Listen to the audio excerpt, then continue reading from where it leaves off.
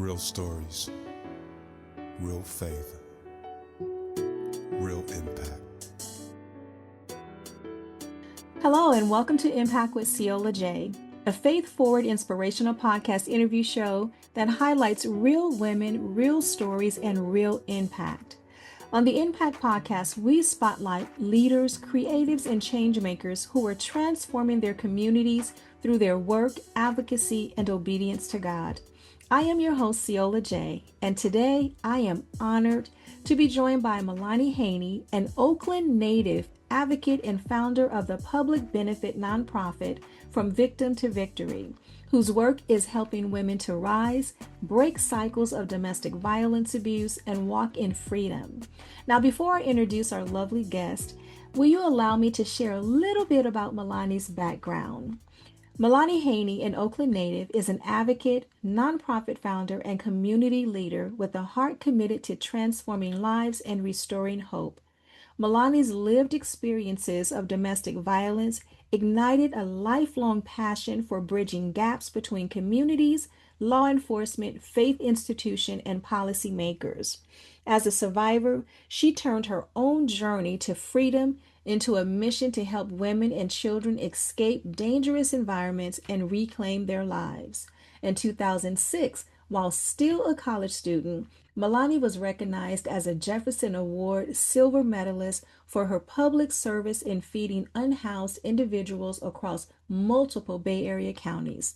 Her advocacy has also extended to supporting rehabilitated incarcerated individuals seeking relief and reintegration. Today, as the founder of From Victim to Victory, a California-based public nonprofit, she has developed a strategic, collaborative approach to reducing domestic violence and saving lives. Meilanny's voice is bold, compassionate, and purpose-driven, dedicated to helping women to rise, break cycles of abuse, and walk in freedom and dignity. Folks, I am excited about what is going to be a powerful conversation. So without further ado, would you help me to welcome Meilanny Haney to Impact with Ceola J. Welcome, Meilanny.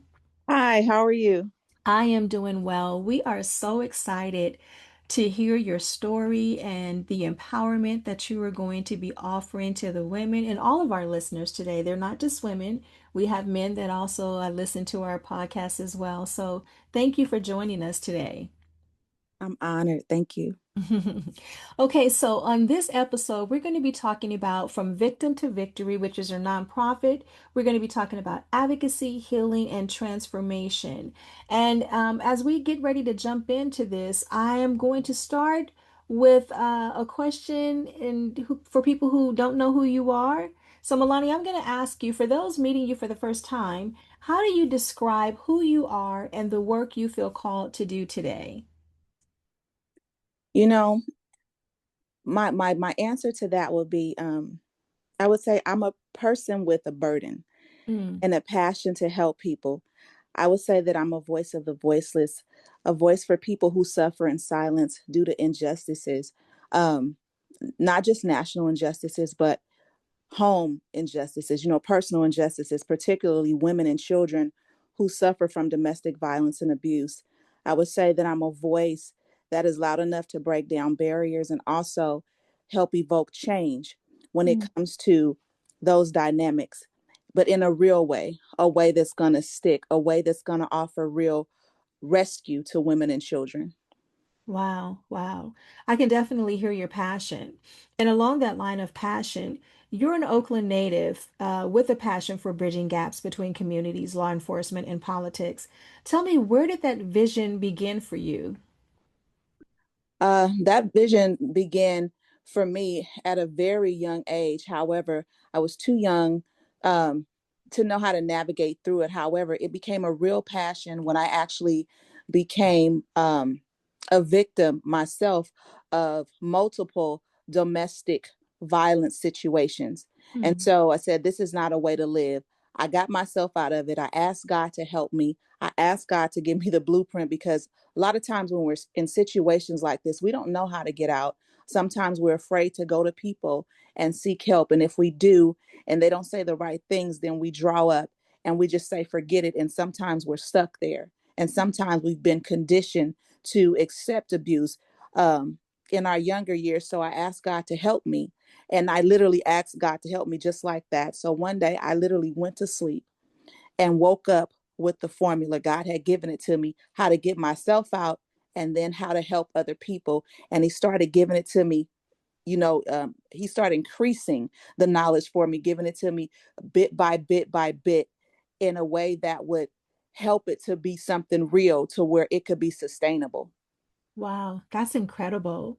I think if it was not in your bio, it may have been a previous conversation that you and I had, but I recall either read or in a conversation where you describe yourself as a rose from the concrete. What does that phrase mean to you personally, and how does it reflect your journey? So if we look at a rose, it's so beautiful, yet it has thorns, but it's very fragrant. And when we think of a rose, we look at it as growing out of maybe beautiful conditions, out of watered soil, soils with nutrients, and Mm, the bushes maintained really nice and trimmed. However, coming from a concrete, those are harsh conditions. Like, how could a rose, something so fragrant, something so beautiful, come from the concrete, right? hmm So I would see myself as being something beautiful, emerging into something beautiful, coming from the harshest conditions, conditions that most people wouldn't even be able to tell if they looked at me. Um, when we talk about domestic violence, abuse, and in my foundation, I just want to be clear: domestic violence abuse is not just about relationship dynamics. It also happens at home and hmm family dynamics, with parents and other siblings. So, unfortunately, but fortunately, I experienced both types of abuse. And so, when you look at me now, you can't see that. However, I did come from, a pretty rough background, and I had a hard time navigating through life. But now I'm something fragrant. I don't carry that with me in a negative aspect. I carry with me in my arsenal, how can I help others not go through what I went through, or how can I help others be rescued from situations like that? So when you look, I'm beautiful. Yeah, I have a few thorns, because a little rough around the edges because of what I went through, but I'm still a beautiful rose that grew out of the harshest conditions. Wow, that's beautiful. Okay, that's really beautiful. That really kind of gives that whole phrase a whole different meaning for me reading it. That's incredible. Thank you for sharing that. Now, you've also shared that when you see women experiencing domestic violence, you see yourself.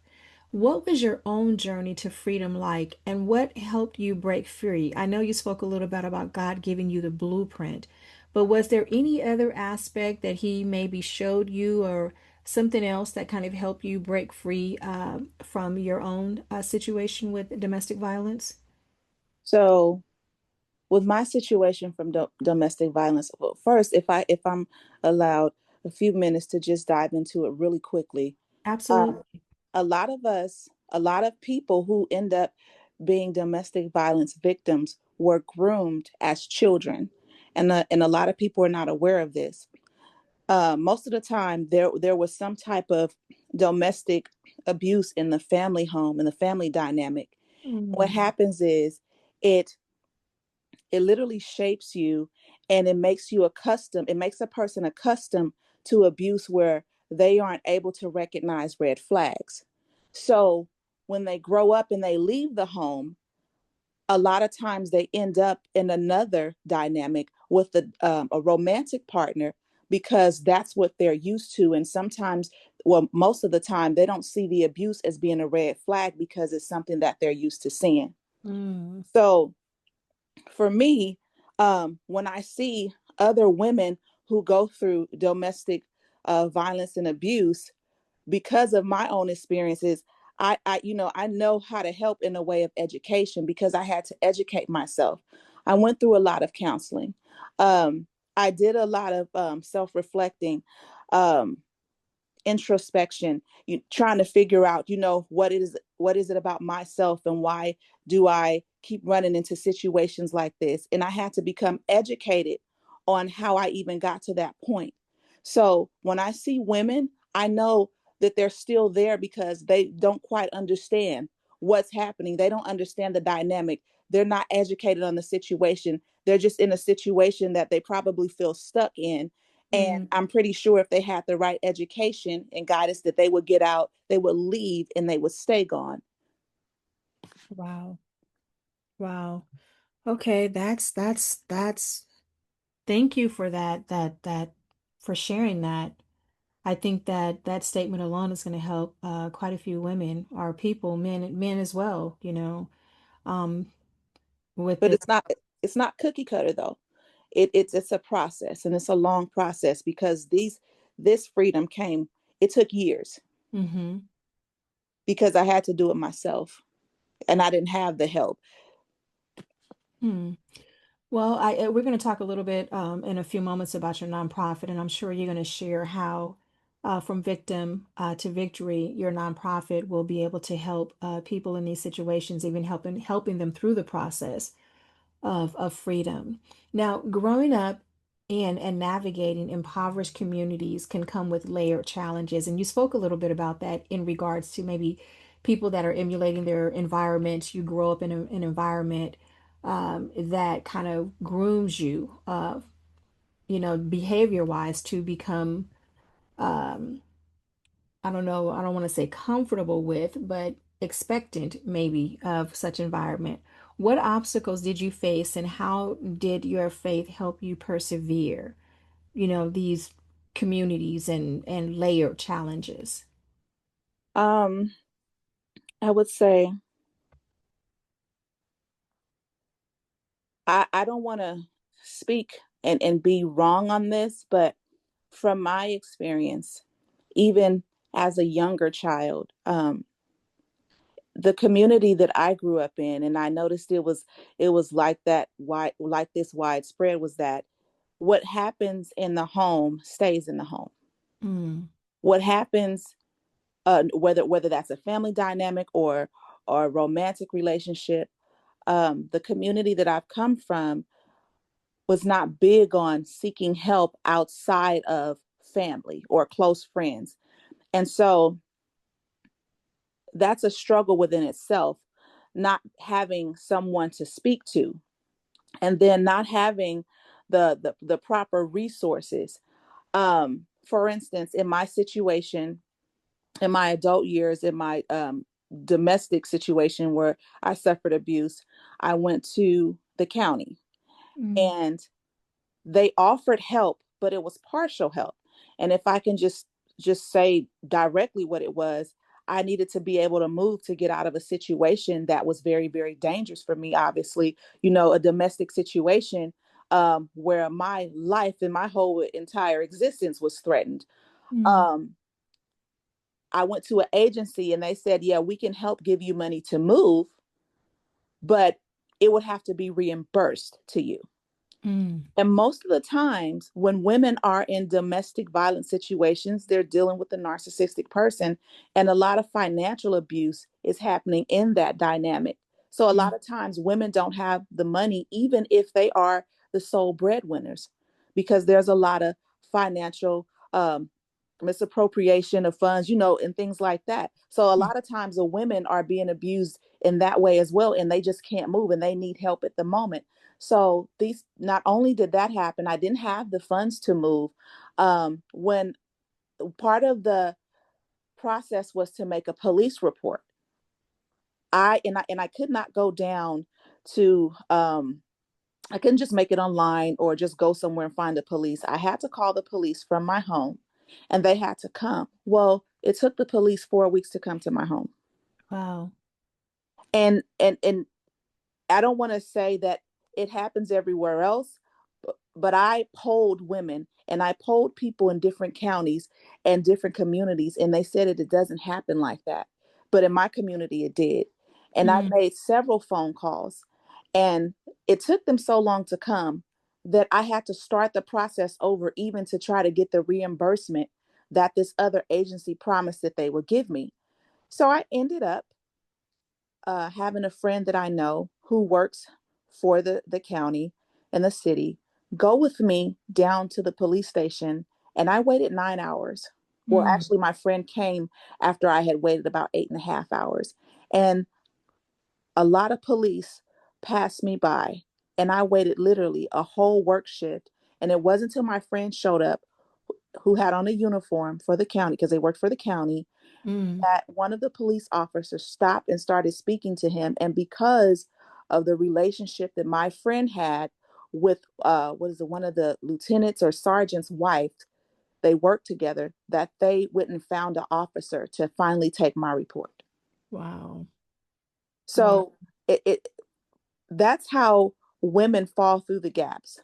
That's one of the ways that women fall through the gaps in our communities. We're not taken serious. They either don't come or they take a long time to come. And by that time, a woman is dead already, or she's forced to stay in a situation, because if not, then, her, it could be very grim for her. Mm, And so um, this is part of what I want to change. mm-hmm. And this is it's one of the bigger issues, actually, because there are women who actually want help. I know that there's a saying, a lot of people say, well, in domestic violence situations, that if why should we help, they're going to go back to the situations anyway. A lot of people loosely use that statement without actually knowing the dynamics, that when women actually go to get help, it's a process. And sometimes the women can't survive on their own. It's a financial issue, or that leaves too much time for the abuser to become very manipulative and reel them back in. But if help is available immediately, then more women can be helped and actually get out of those situations permanently. Wow. That's very informative. You're really shining a light on, an area that many people are not aware of or don't even consider. And I've heard that statement as well, regarding why, even help or support when they're just going to go back. So I think it's very good that you shared that, because I think that's going to be very insightful to our listeners, and really change perspectives in terms of how people may view women who are experiencing domestic violence. Thank you for sharing that.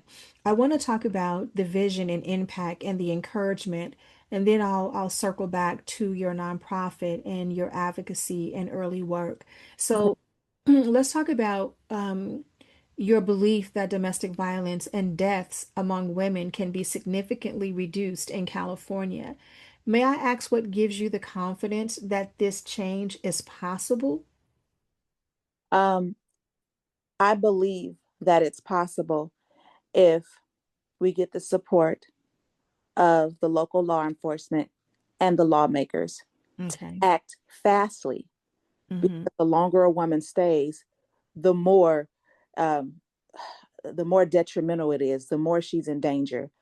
I know for sure, most of the time, if women can get out, this is from polling, this is going around asking women and talking to women, and also from my own situation, that if the proper help was available, that they would not go back. Mm, Okay. um a lot of times, if you look at the statistics, when women are killed in domestic violence disputes, it's, if you guys can just go and look it up. I don't have that much time here to give it all to you, but a lot of times they've previously called the police. I know that when I was in a situation, I had called the police several times, mm-hmm. more than several times, actually, a lot of times. And it's just something that for some reason they don't take seriously. They won't show up. Mm, But if a woman can get help, okay, so let me slow down. Let me go back. So if the police doesn't come, then she's scared to leave. A lot of times when women call the police, or when anyone calls the police for that matter, it's because they're scared and they need help. Mm-hmm. If that help is not available, then what happens? They're forced to stay in the situation. Sometimes a civil standby is ordered, an act of the police, and that's when the police are just there to be present so that a person can safely move their belongings, Mm-hmm. or safely take their children. And if the police aren't present, then no help is provided. Okay.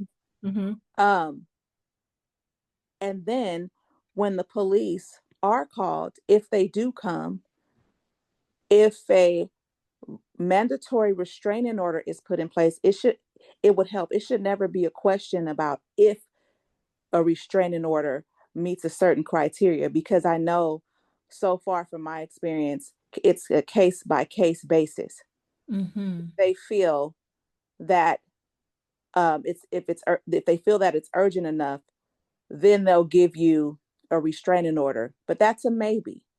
But hope, if they implement a law, a bill that makes it mandatory that a restraining order is automatically given to every domestic violence call, then it would hold the abusers more accountable.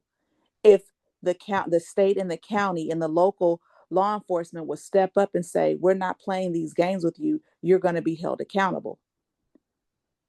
Okay. So the confidence that you have is that through your advocacy work, your collaborations, that you could impact policy, law enforcement, to change so that the women can receive the help that they need immediately. And that would result in us seeing um, less domestic violence and certainly less deaths among women who are in domestic violence situations. Is that correct? Yes, and also providing education, because Mm, there's a lot of psychological damage that happens in domestic violence and abusive situations.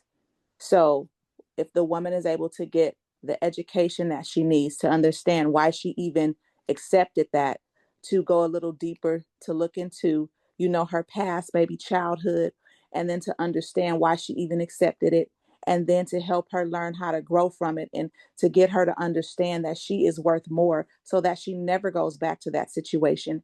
Because a lot of times, no matter how beautiful we look, how much we glamorize it, the beautiful nails, the hair, the makeup, the clothes, a lot mm, of times the self-esteem is diminished. mm, And it comes from a very deep place. And that's a lot of times childhood. So that if we can educate women and knowing how they even started accepting types of abuse, then they will get strong enough to leave. And then part of that education is finding your passion. What does she love to do? What do you feel like makes you stronger? What has mm, been your goals and your dreams to increase a woman's worth, so that she understands that her worth is more than her current circumstance, and that she never has to go back to that, because she is powerful, she is a woman, she has purpose, mm. and she has God on her side, and she has the local law enforcement, and she has the policymakers on her side, and she has people like From Victim to Victory, a foundation, who will come and help rescue you. Just make the call. That's good. That's good. So, piggybacking on that comment, for women who may be listening, or for women who may be listening right now, who may feel trapped, afraid, or powerless, what would you want her to hear today? I will want you to hear that you're worthy. You are worthy of a peaceful life. You are worthy of living a life that you don't have to be fearful in. Mm, You understand that, first of all, there is a God. And that's what we have to understand. There is a God, and you have to trust. You have to have faith, which means that you have to move. Don't let fear paralyze you. A lot of times fear paralyzes us, and we think the worst. mm, Sometimes we only have a second. And a lot of times also, women don't want to leave the lifestyle, the comfort, the home, the heater, the clothes, where all of our womanly things are. It's really seriously like that, Mm. uprooting our children. But sometimes we just have to take the step of faith, and we have to move when we can and leave and trust that God will provide every need. Don't worry about the clothes. Don't even worry about your job. Someone out there is going to make sure that you get to work. You'll be housed. That's good. That's good, Meilanny. I love this. This is great. So, speaking about all these things that maybe cause women to stay in relationships and the probability of, finding the help and the resources necessary to transition from an abusive situation, let's talk about From Victim to Victory, your nonprofit. Now, you founded From Victim to Victory, a public benefit nonprofit that is really focused on rescuing women and children from dangerous domestic environments. What was the defining moment when you knew this organization had to exist for you? When it became a pressing issue, not just my situation.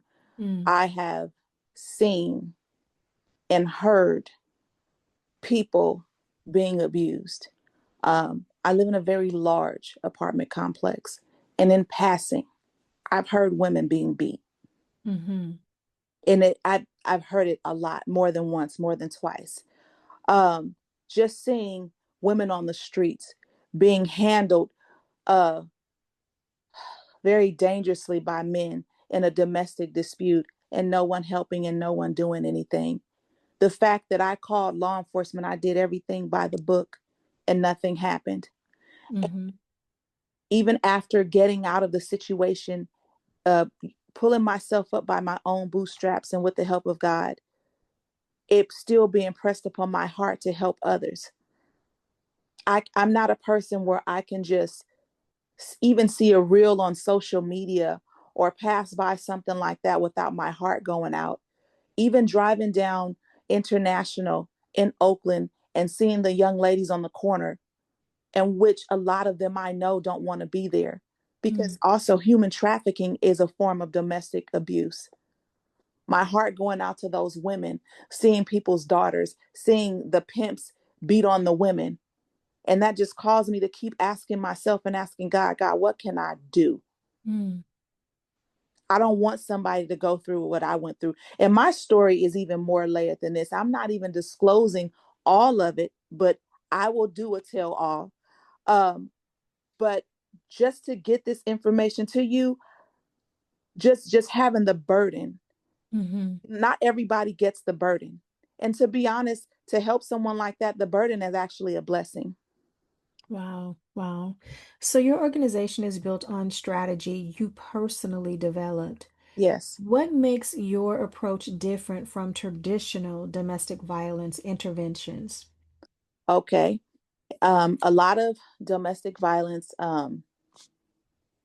organizations, they get the funding from the state to help women and place them in places, but you have to meet almost impossible criteria. One in which I shared with you, you have to. They expect you to meet criteria that you can't even think to do, because you're going through something that is so detrimental and disturbing and mind-boggling that you can't even wrap your mind around prioritizing things or even trying to save extra money. So the strategy that I want to say God helped me to develop, or God gave me, I should say, is to get the local law enforcement and the policymakers behind this to back this.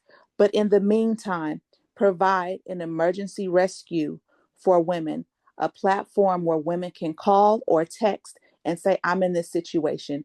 There are women who literally have only enough time to dial the last number that's in their phone and not dial 911, or or to be Mm-hmm, able to just get out of that situation. So the strategy is this: to be able to provide emergency rescue services for women, literally having a team in place to go and pick up women out of situations and take them to a safe location.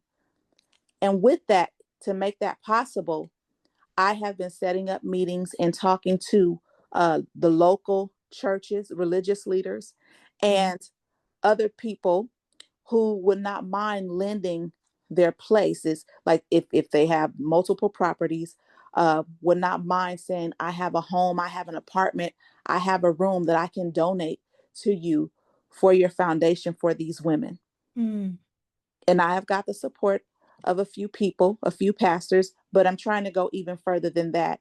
Um, I am in the middle of seeing if Airbnb or Verbo would have places um, dedicated to our mission, helping us. It's Mm-hmm. something that, and look, it's really easy to do. If you're a selfless entity or corporation or a company, you can use it as a tax write-off. But having a safe place to be able to take these women to, yes, there are domestic violence shelters available. However, a lot of the domestic violence shelters have been made, and they are they they're inhumane living conditions. I've been Mm. told by multiple women that there are a lot of bed bugs. There are even rats, and I'm not trying to diminish anything, but I'm just, I'm speaking truth. And Mm-hmm. we don't want to just rescue women out of a situation and put them anywhere, because understand, we have to put them in a place where we will feel good living at, Mm. because it's good for the morale. You can't expect better if you put someone in a subpar living situation, because then they'll have the mind, so I could have just stayed at home for this. See, Correct. everything has to be done in excellence. You have to treat people how you want to be treated. You have to help people how you would want to be helped. This is the only way that it can work. No more doing business as usual. If we're going to help, we need to help the right way. Provide clean living spaces for women where they can um, decompress and relax and get the peace, and then learn how to ease into the peace, because you can't ease into the peace if you're still having anxiety because of your living conditions. All you did was just leave one situation to another raggedy situation, and then having the education available, and then having the follow-ups, and then literally having the lawmakers stand behind and implement these policies that will enforce the local police Mm. to act accordingly. That's good, Milani. This is very good. This is very good information, and you can certainly hear your passion for advocacy and changing policy and getting the support of, you know, um, your politicians, lawmakers, and certainly your faith communities. And, we will certainly be praying for God's continued favor as you continue to, seek partnerships and support. I want to, if I can, I want to touch bases real quickly, and then I want to go into, what does victory look like for you? But I want to touch on your advocacy and early work service for a moment. Now, I understand in 2006, you and your roommate were Jefferson Award silver medalists for feeding the homeless across Bay Area counties, while you were both still college students. Now, I mean, just by virtue of hearing your story thus far, we can tell what motivated that level of service so early in your life. But I want to know if you could speak to that motivation. Um, with helping feeding the unhoused in the Bay Area counties. Okay. Um, it was a cold day in San Francisco. We went to my roommate and I had gone to Fang Long's in San Francisco. Mm-hmm. And there was a homeless guy. We had leftover food. There was a homeless guy. He was hungry. And we're looking like, you know what? It literally simultaneously, we were both like, we're full. Let's just give him the food. And I promise you, it was just like, I don't know, it was divine. As soon as we gave him the food, like, you know what? We need to help people. It was very cold. We gave him the food, and we just made it our purpose to help. And it literally was just like that. We didn't seek any financial help from people or anything. We didn't ask anybody. We actually secretly did it. We got a little team together that would help us. We got the money together. We saved a little bit of money, from our little checks. We bought food, and God made it stretch. And each time we were blessed to be able to feed at least 100 people each time we went out. And it was something that we did secretly, sometimes monthly, sometimes bi-monthly. and someone was secretly watching us while we were doing that. And Hmm. they went to the San Francisco Chronicle, and then it went from there. Then they went to KPIX 5, and then we won the Jefferson Award. But it was literally just something that we had purposed in our heart to do because we wanted to help people, and that was it. Wow. That's incredible.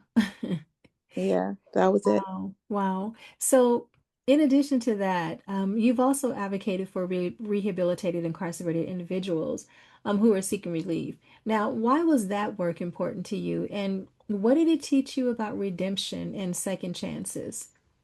Oh wow, this is this might help someone, because I, to be honest, it helped me to understand God a little better, because Mm, I was a person who, well, I thought like, well, they're in prison. They did the time. They did the crime. Let them do the time. That's not my business. However, my heart was pricked when I became knowledgeable of certain individuals that I knew. And then I actually went to a church who did a walkthrough at this one foundation in Oakland. And they did advocacy for prisoners. And they said something that stuck out to me. They said, here we help get bills passed. We create bills and we help, bills passed to help people. And I was interested. And it took a while before I actually went back. But I'm like, you know what? I want to go. I want to get some bills passed. I want to see what that's about. So then I started looking more into incarcerated individuals. I actually went down to the place. And then I actually was able to um, go down there with them to the Capitol in Sacramento when they had an event called A Quest for Democracy. And the place is called All of Us or None in Oakland. I was able to share in that event, and they partner with a lot of other organizations that went down there to educate actually the legislators and let them know why certain bills need to be passed, and why slave labor shouldn't be in the prisons, and why they need adequate food, just things that just give at least a basic living. Even though they're in prison, they're still human. And mm, some of a lot of those people, they're rehabilitated. They have taken the classes, they have taken the courses, they have found God, and they are changed. So now, after that, do you still keep treating them like animals? Not saying that even with them excuse me, even with them having done the crime, it's still not a reason for them to be treated like animals, because we all fall short. And mm, that just kind of put me to how God sees us. God gives us new graces and new mercies every day. And if God judged us according to what we did, we would probably be condemned forever, but he doesn't. I mean, he mm, judges us, but he gives us more chances. He gives us another chance to do it over and do better daily. So I felt like, you know what? They're a person just like me. They just did maybe something more serious. So why shouldn't they have a second chance? And even while they're doing, they're paying for their mistakes, they should at least have human living conditions. wow. That's incredible. Did- The work that you're doing is amazing. I want to talk a little bit as we get ready to wrap up. I want to talk about what does victory look like for you now? Not just in your advocacy work, but in your personal life and legacy. What victory looks like for me Mm-hmm. is literally leaving a legacy, not for vanity, not anything vain, but leaving a legacy of helping women, and Mm, it going on even when God calls me home, to know that the work that I'm putting in now will continue to help women even after I am long gone. That's what victory looks like for me, because mm. I got myself out, and victory is helping other women to get out. Wow. Amen to that. So, this is great. How can listeners, talking about your nonprofit from victim to victory, I want to know if there are listeners online who want to support your work, who want to find out more about what you're doing. how can those listeners support From Victim to Victory or get involved in the work that you're doing? Okay, so I have a website. It's called it's www.fromvictimtovictory.info.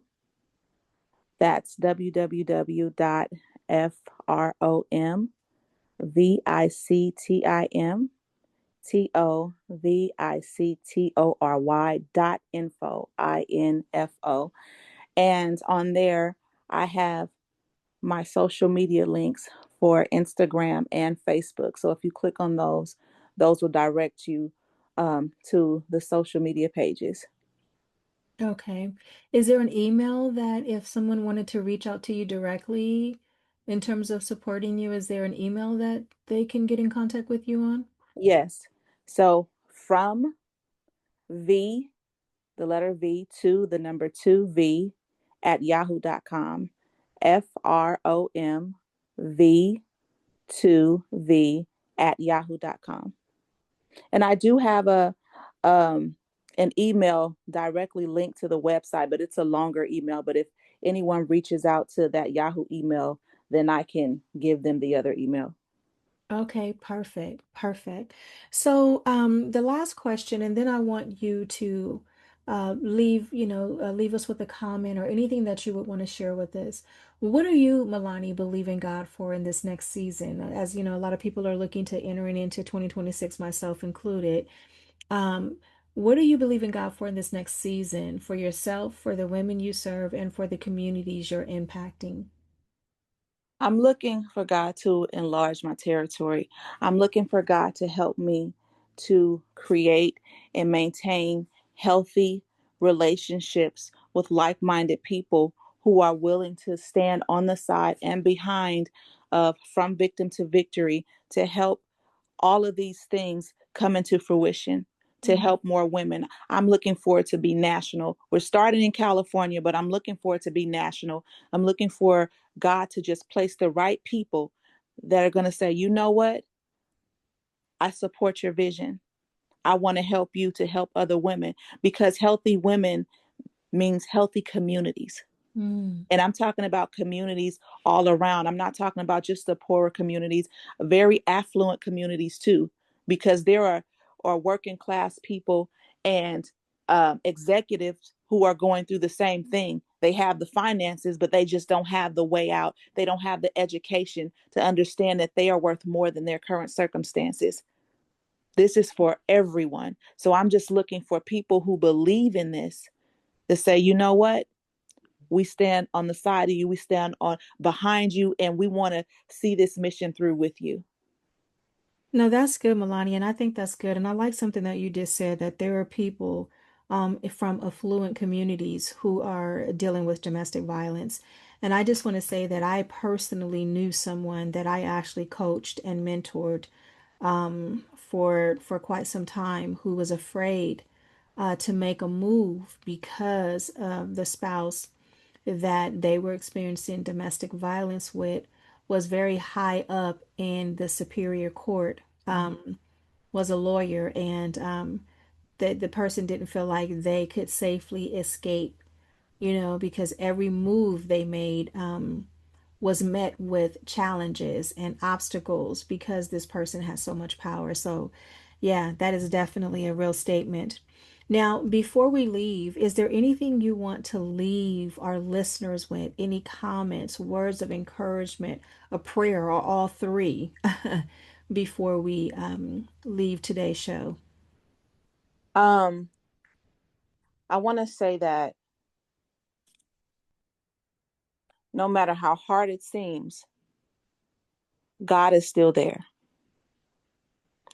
And if you just take that with you and then you apply it, it'll help you to increase your faith. It'll help you to make a move, even when you seem paralyzed by fear. And I want to tell you literally to trust God. I don't care what your background is. I don't want to get caught up in just narrowing it down to a Christian belief, but just trust God, even if you don't know how. Just talk to him. Tell God your troubles. I don't care if you've never done it. Just say, God, where are you? Whoever you are, can you help me out of this situation? That's good. That's good. Well, definitely, if they call on the name of the Lord Jesus, like you said, Father God will certainly help them. That's definitely a powerful and an encouraging word. Meilanny, thank you so very much. I want to thank you for sharing your story. And Meilanny, we talked about you being in the magazine Home with Ceola J, Mhm. and I we're working on getting that out for the month of January, and I'm hopeful that you'll be able to hear more about Meilanny's story, in that spread, which we'll have in the magazine Home with Ceola J. And I just want to encourage you, listeners, please go check out From Victim to Victory. And Meilanny gave you the website, which I believe is www.fromvictim to victory, at info at info.com, is it?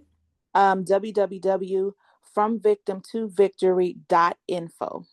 Fromvictimtovictory.info. Make sure you go and check out the website. Make sure you reach out to Meilanny on her social media, on her Instagram and Facebook pages, as well as email her if you have questions or if you need help or support or if you want to support. Make sure you do that because, as she has expressed, during this podcast interview, what's really important is the support. And Yes. so she needs your support. She needs your partnership. She is advocating, she is fighting, and she is standing in the gap, changing policy, getting lawmakers involved, politicians involved, and her faith community involved. And just like with raising children in a family, it takes a village. So Meilanny really needs your support. And I want to thank you once again, Meilanny. This was incredible and very, very, very informative. Thank you for sharing your story, on Impact with Ceola J. Thank you for having me. Awesome. All right, folks, we look forward, to seeing you soon. This was an incredible story, and I just encourage you not only to listen, but please share, share, share, share, so someone can be encouraged, empowered, and find the resources and the information that they need. This is Ceola J, and you are listening to Impact with Ceola J, where we are impacting lives one story at a time. We'll catch you on the next show, which happens 2 weeks from today. Take care and God bless. Real stories, real faith, real impact.